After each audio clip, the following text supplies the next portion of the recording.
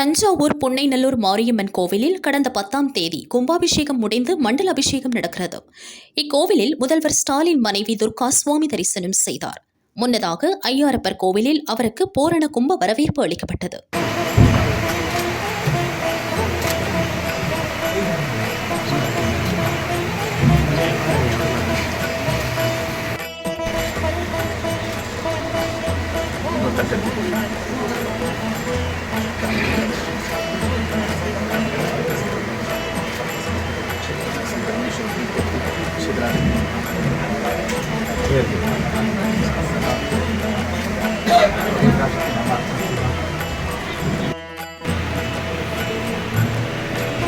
दुर्गां देवीं शरणमहं प्रपद्ये सुतरसितरसे नमो नमः।